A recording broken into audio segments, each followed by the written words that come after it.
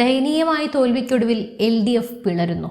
അതെ, അതിനിർണായകമായൊരു റിപ്പോർട്ടിലേക്കാണ് ഞാനിപ്പോൾ നിങ്ങളെ കൊണ്ടുപോകുന്നത്. കേരള രാഷ്ട്രീയത്തിൽ 10 വർഷം മുമ്പ് തുടങ്ങിയ ആ ഏകാധിപത്യ യുഗത്തിന് അന്ത്യമാവുകയാണ്.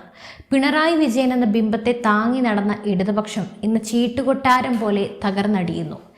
ഇരട്ടച്ചങ്കൻ എന്ന വിശേഷണം ഇന്ന് പാർട്ടി അണികൾക്കിടയിൽ പോലും ഒരു പരിഹാസ്യമായി മാറിയിരിക്കുകയാണ്.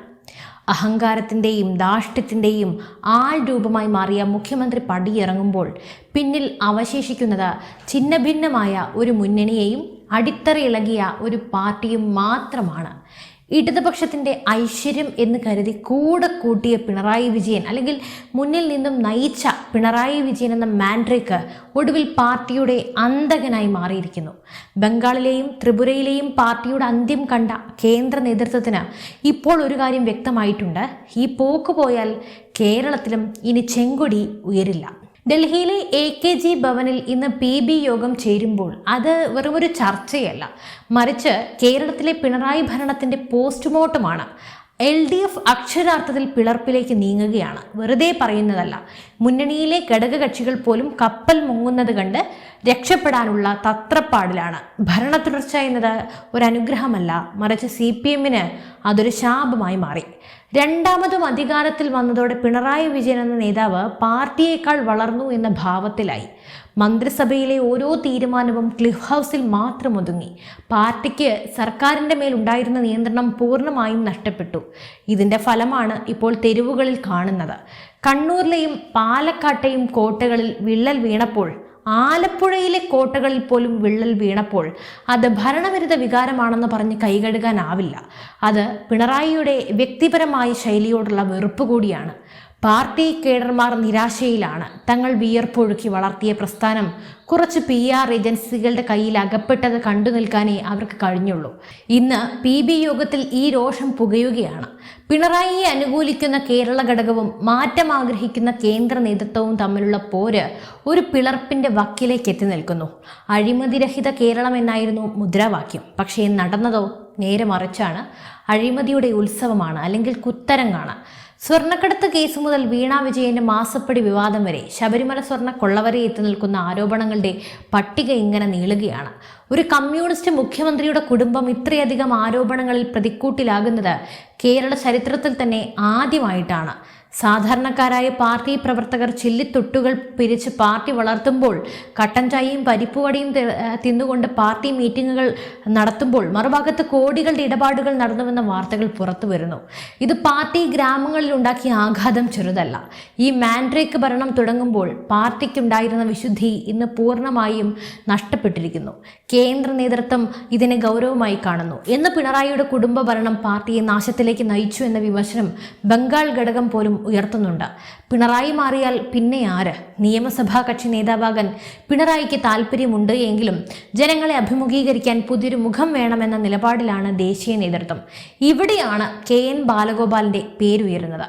കടക്കിണിയിലായ കേരളത്തിന്റെ ഖജനാവ് കൈകാര്യം ചെയ്തപ്പോഴും അനാവശ്യ വിവാദങ്ങളിൽ ചെന്ന് പെടാത്ത ബാലഗോപാലിന് കേന്ദ്രത്തിൻ്റെ പിന്തുണ മുഴുവനുമുണ്ട്. സൗമ്യമായ ഇടപെടലും പക്വതയുള്ള രാഷ്ട്രീയ ശൈലിയും ബാലഗോപാലിനെ പിണറായിയിൽ നിന്നും തികച്ചും വ്യത്യസ്തനാക്കുകയാണ്. പിണറായിയുടെ ധാർഷ്ട്യം നിറഞ്ഞ പത്രസമ്മേളനങ്ങൾ കണ്ടു മടുത്ത മലയാളിക്ക് ബാലഗോപാലിനെ പോലെയൊരു നേതാവ് സ്വീകാര്യനായിരിക്കും. എന്നാൽ മുഖ്യമന്ത്രിയുടെ കസേരയിൽ ഇരുന്നു കൊണ്ട് പാർട്ടിയെ തൻ്റെ വിരൽത്തുമ്പിൽ നിർത്തിയ പിണറായി എത്ര പെട്ടെന്ന് അധികാരം വിട്ടുകൊടുക്കുമോ? ഇല്ല എന്ന് തന്നെയാണ് കഴിഞ്ഞ ദിവസങ്ങളിലെ നീക്കങ്ങൾ സൂചിപ്പിക്കുന്നത്. CPM എപ്പോഴും വീമ്പിളക്കാറുള്ളത് തങ്ങൾ കേഡർ പാർട്ടിയാണെന്നാണ്. എന്നാൽ ബംഗാളിലും ത്രിപുരയിലും സംഭവിച്ചത് നമുക്കെന്താണെന്ന് നല്ല വ്യക്തമായിട്ട് അറിയാമല്ലോ. എന്തായാലും അവിടെയും ഇതുപോലെ ചില നേതാക്കൾ പാർട്ടിയേക്കാൾ വലിയവരായി മാറി, ജനങ്ങളിൽ നിന്നും അകന്നു. ഇന്ന് കേരളത്തിലും സംഭവിക്കുന്നത് മറ്റൊന്നുമല്ല, അതിൻ്റെ തന്നെ തുടർച്ചയാണ്. തിരഞ്ഞെടുപ്പിലെ തോൽവിക്ക് ശേഷം പിണറായി പറഞ്ഞത് അത് ജനങ്ങളുടെ തെറ്റാണെന്നാണ്. ജനവിധി അംഗീകരിക്കുന്നതിന് പകരം ജനങ്ങളെ പഴിചാരുന്ന ഈ രീതിയാണ് കമ്മ്യൂണിസ്റ്റ് വിരുദ്ധത കേരളത്തിൽ വേരോടാനുള്ള കാരണം എന്ന് പറയുന്നത്.